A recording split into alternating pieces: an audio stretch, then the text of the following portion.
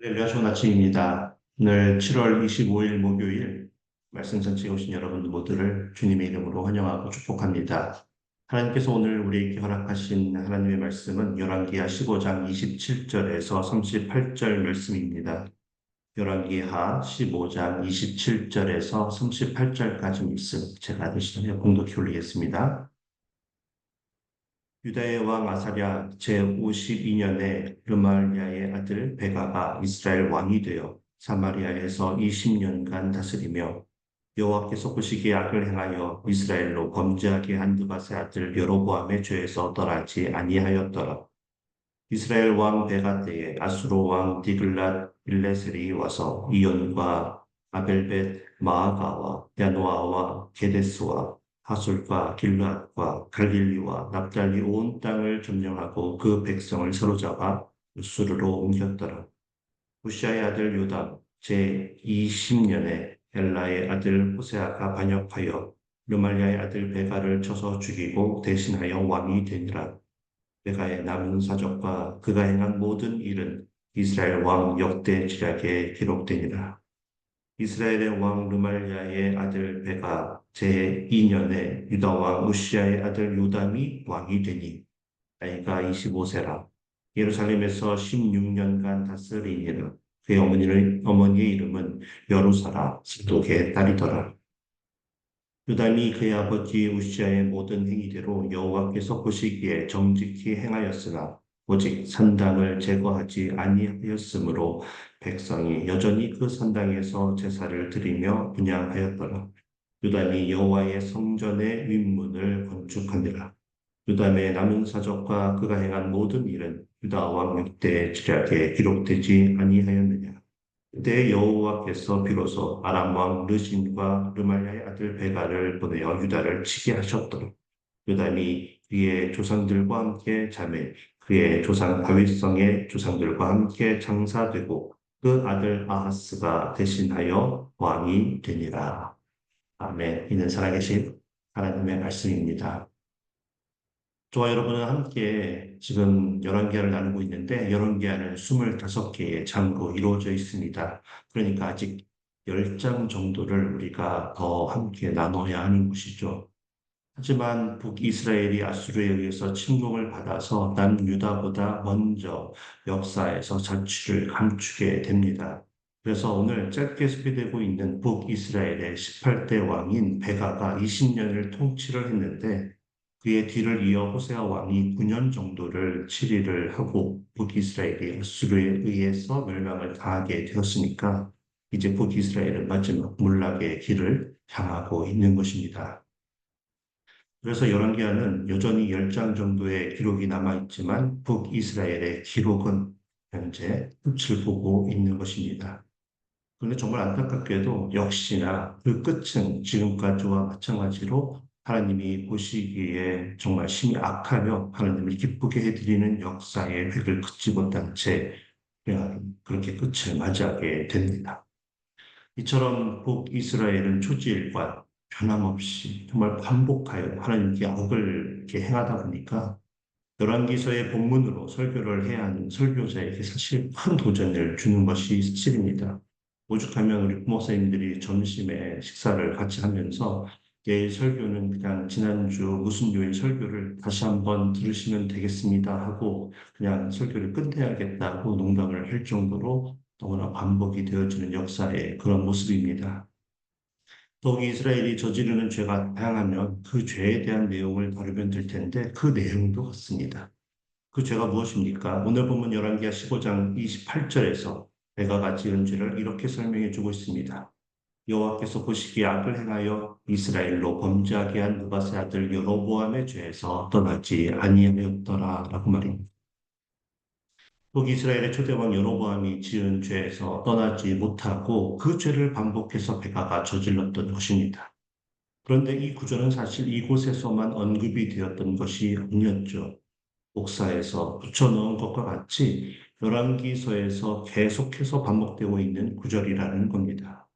일단 어제 함께 나누었던 열왕기하 15장 23절로 돌아가 보면 베가의 선왕이었던 부가이야 왕에 대해서 설명을 해줄 때도 오늘 본문 15장 28절의 말씀과 똑같은 말이 쓰여져 있습니다.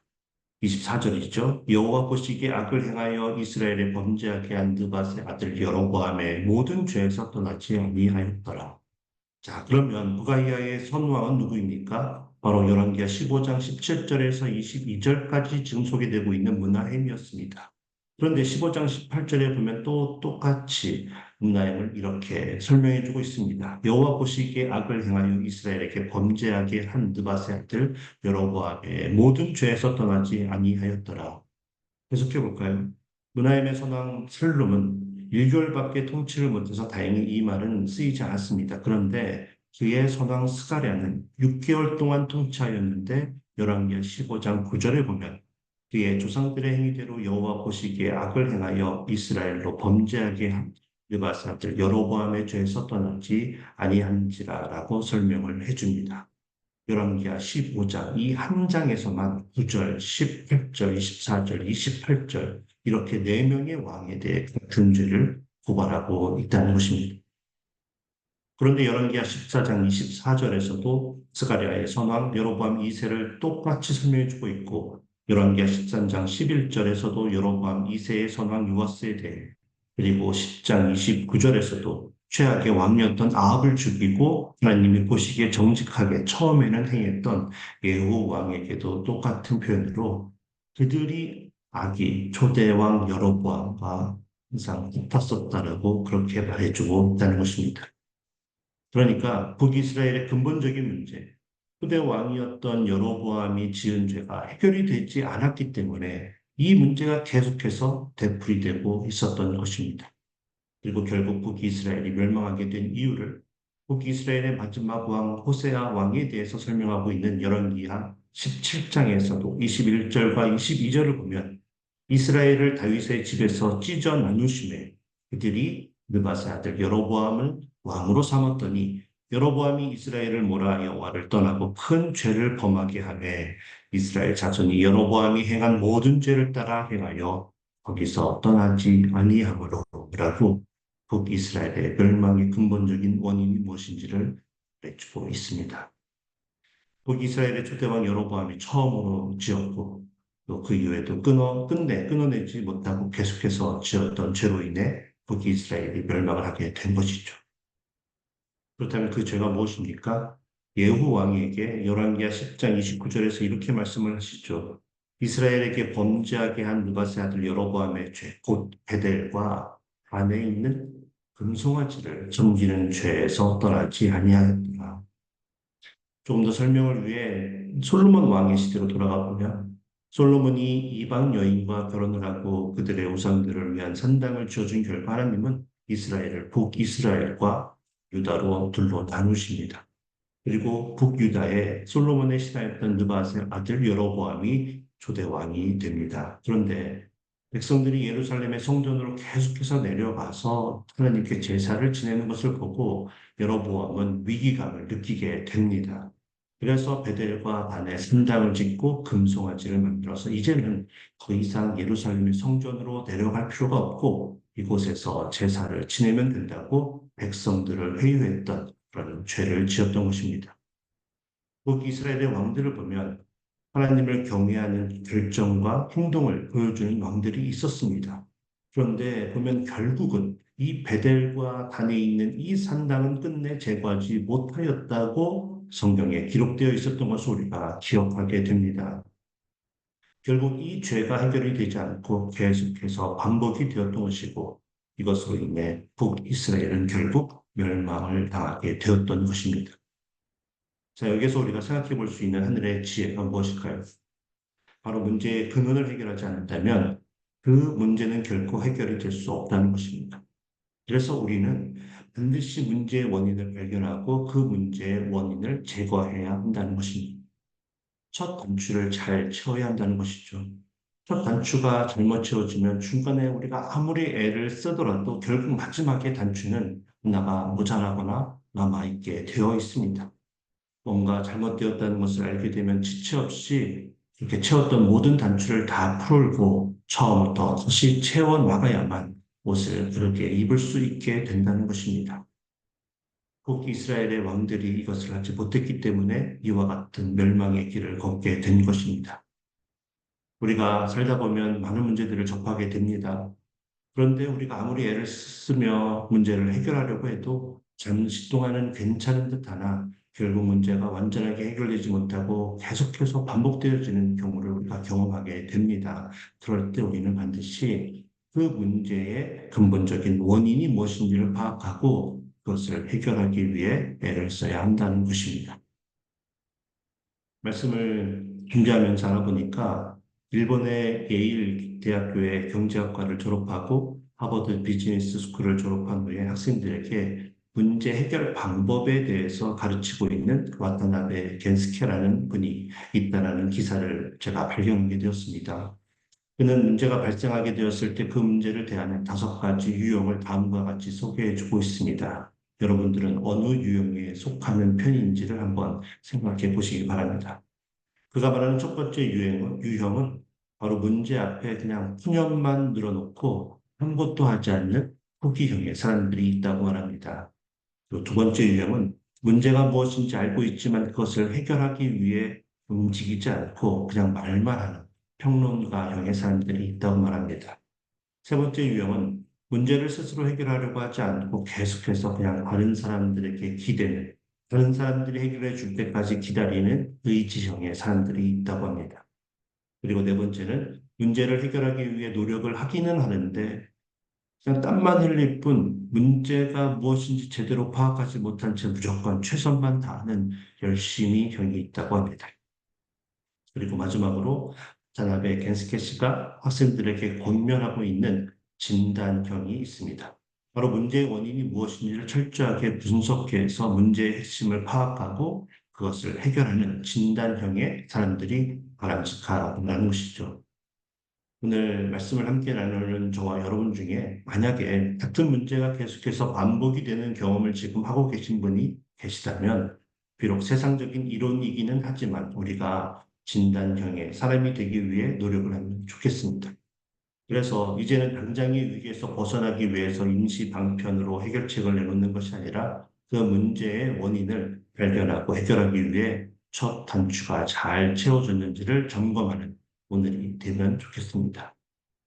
그 문제가 나의 죄 때문인지 아니면 처음부터 하나님의 뜻을 합하지 않고 그냥 나의 욕심과 고집으로부터 시작이 되었던 그런 문제였는지 아니면 하나님께서 원하시는 일이기는 하지만 그 방법과 길이 잘못된 것은 아니었는지 우리가 반드시 점검을 해보고 만약 그렇다면 처음부터 다시 시작할 수 있는 결단이 우리에게 필요하겠습니다.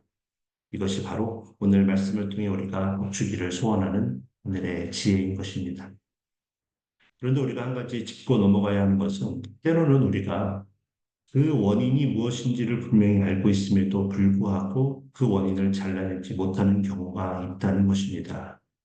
우리가 열왕기서를 나누면서 알게 된 것처럼 수없이 많은 선지자들을 하나님께서는 보내셔서 그 원인이 무엇인지에 대해 왕들에게 알려주셨고 그 원인을 제거하기를 촉구하셨습니다.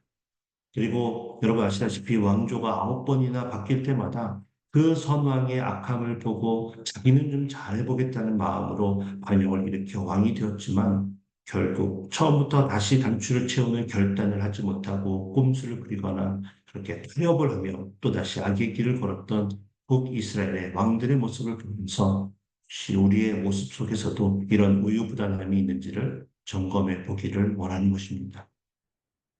오늘 본문에 등장하는 베가 왕도 처음에는 잘 해보겠다는 마음으로 선왕 부갈리아를 죽이고 스스로 왕이 되었습니다.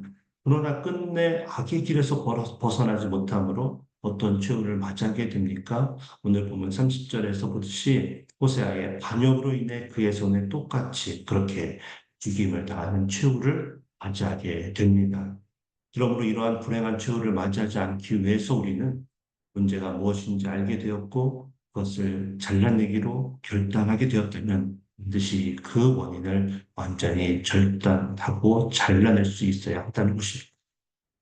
그러나 우리가 그것이 쉽지 않다는 것 알고 있기에 하나님의 자녀가 된 우리들은 이런 결단의 모습으로 나아가기 위해서 진단형의 사람에서 한 걸음 더 나아가 기도하는 진단형의 사람이 되어야 한다는 것입니다. 우리가 문제를 해결하려고 애를 쓰는데도 문제가 반복되어질 때에 우리는 포기하거나 비평만 하거나 다른 사람을 의지하기 시작하거나 엉뚱한 방법으로 해결하려고 우리의 에너지를 허비하지 말고 우리는 기도의 자리로 나아가야 합니다. 그리고 기도를 통해서 우리의 문제의 원인을 하나님께 묻고 이렇게 놔야 합니다. 그리고 우리가 기도의 자리로 나가야 하는 이유는 우리의 의지로는 계속해서 실패하기 때문인 것이죠. 그래서 우리는 기도를 통해 성령님의 도움을 구하고 하나님께서 주시는 힘과 능력으로 그 모든 문제의 원인을 끊어내야 한다는 것입니다. 누가복음 18장 1절에서 8절을 보면 예수님께서 항상 기도하고 낙심하지 말아야 할 이유를 설명하기 위해 과부와 재판장의 비유로 말씀을 해주십니다. 한 과부가 자신의 원한을 풀어줄 것을 요청하기 위해 재판장을 계속해서 찾아갑니다. 그래서 재판장은 계속해서 찾아오는 그 과부를 귀찮게 여기고 그 원한을 풀어주기로 결정을 하게 되었다라는 이야기입니다. 그래서 예수님께서는 이 이야기를 하시고 나서 7절에서 울며 하나님께서 그 밤낮 부르짖는 하신 자들의 원한을 풀어주지 아니하시겠느냐?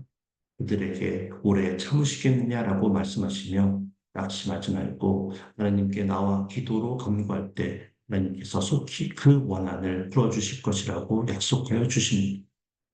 오늘 이름만 베가로 바뀌었을 뿐 계속해서 반복되어지는 북이스라엘의 왕의 그 역사를 우리가 기록을 보면서 우리가 이런 결단을 하기를 소원하는 것이죠. 현상이 바뀔 뿐이지 문제를 일으키는 그 근본적인 원인은 같다는 것입니다. 우리가 그 근본적인 문제를 해결하지 못한다면 결과의 현상이 조금 다르게 나타날 뿐 계속해서 그 문제는 우리를 어려움에 빠뜨리게 만들 것입니다. 우리가 하나님께 멈추지 않고 진실된 마음으로 나아가서 그 문제 해결을 위해 기도로 간구할 때 하나님께서는 그 문제의 원인이 무엇인지를 알려줄 뿐만 아니라 우리에게 힘과 능력과 그 해결할 수 있는 방법을 반드시 알려주실 것입니다. 오늘 이 믿음을 가지고 저와 여러분 모두가 기도의 자리로 나아가서 우리의 인생의 문제의 그 원인을 완전히 제거하게 되길 주님의 이름으로 축복합니다. 함께 기도하겠습니다. 사랑의 하나님, 오늘 말씀을 통해 북이스라엘의 잘못이 근본적인 문제의 원인을 끊어내지 못하였다는 것을 다시 한번 나누며 우리도 우리의 모든 반복되어지는 문제의 근본적인 원인이 무엇인지를 돌아보게 하시고 돌아보기로 결단하게 하시는 데 감사를 올려드립니다. 오랜 시간 수없이 많은 왕들이 같은 죄를 반복하여 짓는 것을 보시고도 돌이키게 하시기 위해 알려주시고 기다려주신 하나님의 인내하심과 자비로움을 우리가 기억하며 우리에게 오늘이라는 소중한 시간을 허락하신 이유가 우리를 돌이키게 하시기 위한 하나님의 그 인내하심과 자비로우심의 은혜의 시간임을 우리가 깨닫고 우리가 기도의 자리로 나아가게 하여 주시옵소서.